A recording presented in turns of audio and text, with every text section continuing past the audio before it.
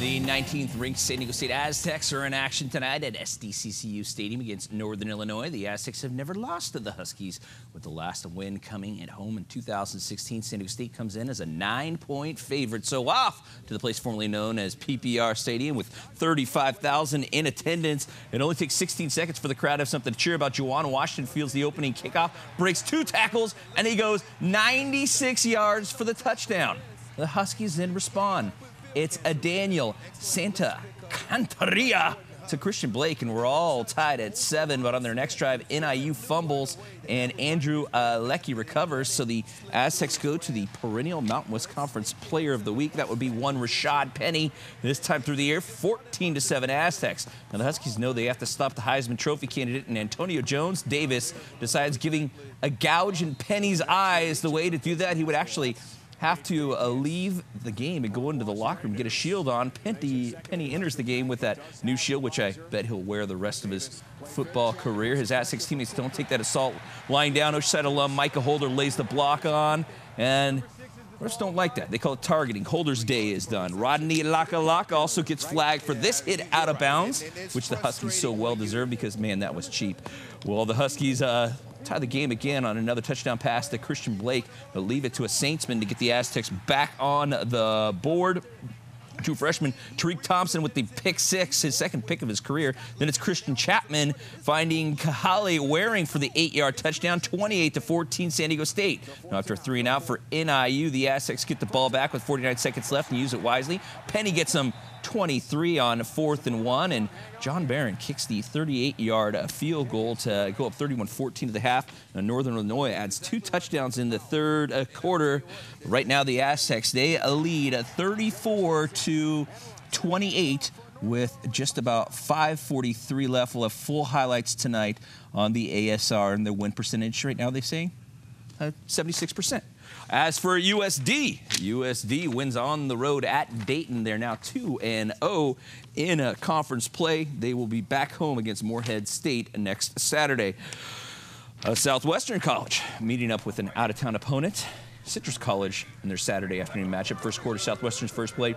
Quarterback DeMonte Morris backward pass to wide receiver Nick Sexton chucks up a prayer, and Ryan Stokes comes down with it and runs it in for the 55-yard touchdown. 7-0 Southwestern, and still in the first, it's DeMonte Morris as he throws, and Justin Daugherty makes a diving catch for 40 yards. It leads to a field goal, 10-0 at the break. Fourth quarter, last chance for Citrus, but it's picked off by Ricky Barfield, who goes 50 yards.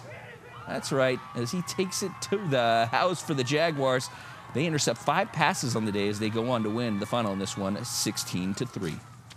And then I saw Stokes, my man, running downfield, and I just prayed for it and just threw it up. And I know he can make, he's a playmaker, so he did his thing when it came to that. But definitely took a hit there. But hey, it was a touchdown, so I'm with that. Man, I'm a receiver, so I got to make plays. He threw a great ball, and it was a 50-50 ball, and we taught to come down with 50-50 balls, so I had to come down with it. Let's head up to North County. Palomar hosting Chaffey. Pick it up in the first. Former Oceanside Pirate Matt Romero throws 12 yards to Devin Nilsson in the end zone. That would give them a 7-0 lead. In the third, it's Romero finding former Valhalla Norseman Blake Adamson. This would give them a 17-6 lead. Just about 14 minutes left in the game. It's Romero going 21 yards to Vista graduate Nate Johnson, 24-12. With 8:12 left, it's Romero avoiding 3 Panthers and finding a Mir Mesa alum, Curry Thomason, for a 12-yard score and a 31-19 lead. The Comets win at 31-26 and go into the bye week at 4-1. Yeah, I was just scrambling. I got a good block, and I seen Curry downfield, and I gave him a good ball to catch. It's a great feeling going into a bye week 4-1. You know, a lot of guys are dinged up. We got to get healthy and come back, get ready for conference. A little more JUCO action. Grossmont hosting Canyons College out of Santa Clarita. Griffin's trailing in the fourth. The pass from El Capelum, Brad Cagle's deflected into the hands of Dustin Bruno. And watch what happens as he ends up taking it 25 yards. So then Cagle would find Riley Jones for a 5-yard score. Grossmont down by 2. 2 minutes left, and it's Cagle finding Castle Park alum Malik Steen for a 17-yard touchdown. Griffins lead 28-22. With too much time left on the clock for Canyons. Andrew Brito finds Ethan Lazaric from 6 yards out. This right here, as you see him throw across his body for the game winner. Canyons comes back to win it the final 29-28. We didn't try to celebrate too much because we knew College of Canyons had a good offense, and we couldn't celebrate too early. But it was good to put that last-second score, and then unfortunately it didn't end how we wanted it.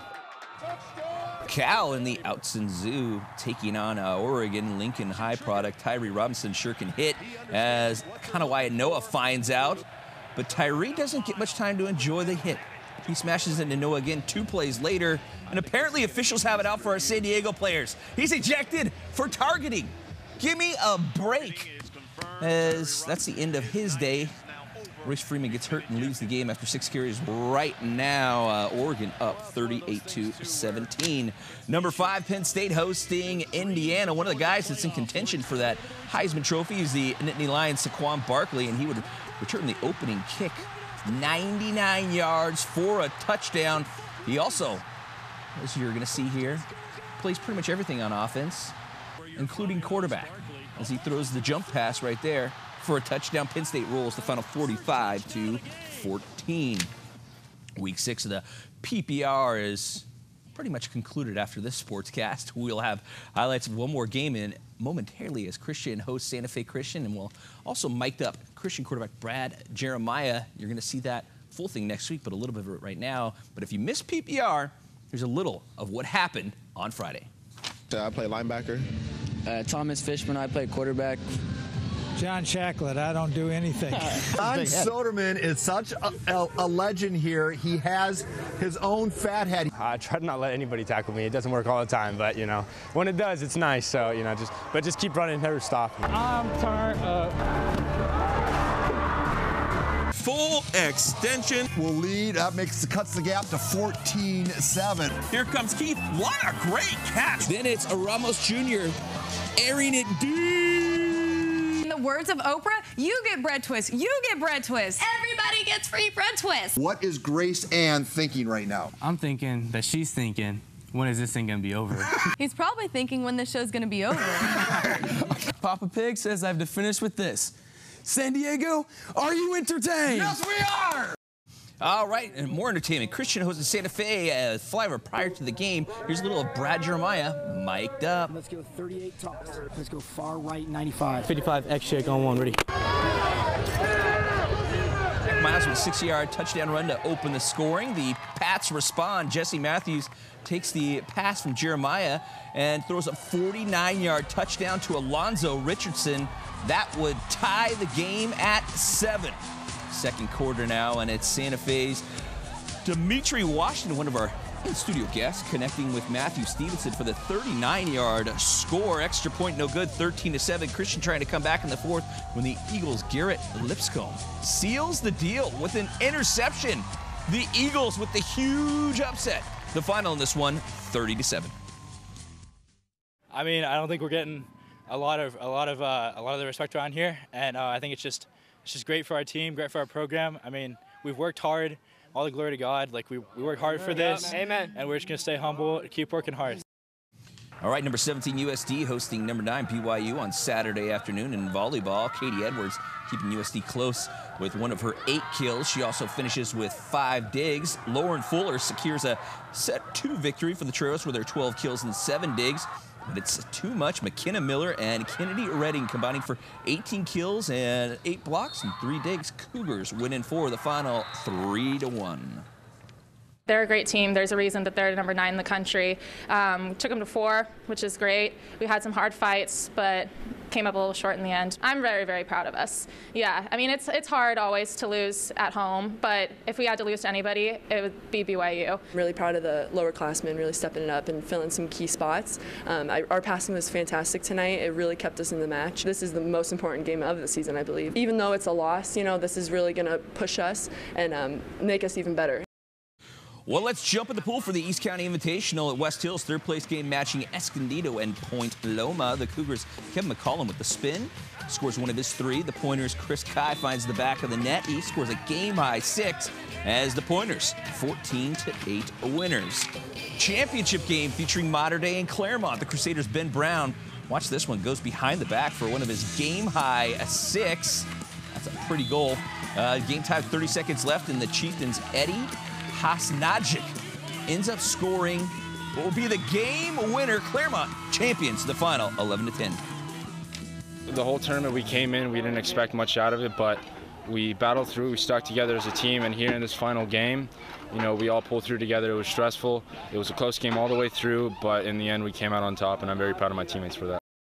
On the ice, the Gulls hosting Tucson in the second of 3 preseason games. The Gulls give up an early goal to the Roadrunners' Kyle Wood in the first, and then they would give up another to Zach Lazara in the third. Now, granted, remember, this is preseason, so you want to see what guys can play.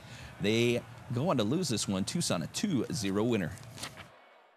Our expectation is to keep on our path. We've had 2 good seasons here. We want to have an excellent season. We want to play more in the playoffs, and as we continue to develop players for the Anaheim Ducks. Well, we're